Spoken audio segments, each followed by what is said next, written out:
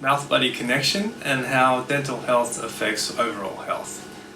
Hi everyone, Dr. Jason from Cosmic Smile Laser Dental at Neutral Bay. Talking about health, we're really talking about holistic health and how the mouth and the whole body are connected. We're really one whole system, one whole organism. And so the things that we do for our overall health will affect our dental health and vice versa. My colleague, Dr. Hisham, says we should seek health rather than fight disease, because we really shouldn't be thinking of disease as a separate entity. We should always be mindful of our overall health and try to achieve that as much as possible. So things that we can do, things that are really important for us is obviously restorative sleep. We need to have long periods of continuous sleep where we are not breathing through our mouth. We should be breathing through our nose. That means that our saliva doesn't get acidic, we don't get bleeding gums, and we should be peaceful when we sleep, so no snoring, so we don't disturb ourselves and our partners.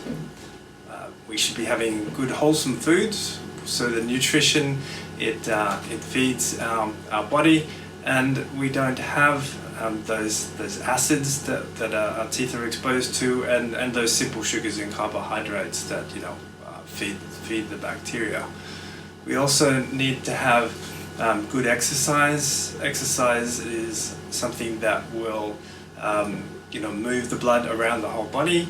It lowers our cortisol levels, it reduces inflammation, which also reduces inflammation in the gums and makes the mouth more resilient. We also need to be out in the open, getting sunlight. The sunlight will create vitamin D, which is good for our bones, good for our jaw. We have to have clean food, clean environment and clean water, which means that we don't expose ourselves to pollutants, and also reduces the inflammation overall in our bodies. We also need to try and maintain our mental health, our connections with our friends and family. We need to be thankful for the things that are good in our lives and help those that need help, because those things will increase our oxytocin levels, again reduce the cortisol levels in the body, and reduce the overall inflammation within the body, which can be a key factor in things going wrong in chronic diseases and so on. So things that we can also then do to help our mouth, we specifically, as a dentist, obviously we talk about cleaning our teeth. So a lot of people will be quite okay with having normal toothpaste for brushing, but some people do have sensitivity. So for those people, a sensitive toothpaste might be better, or if they choose something that doesn't have abrasives in it, that can be quite good. Something like Dr. Hisham's tooth serum, which is a nourishing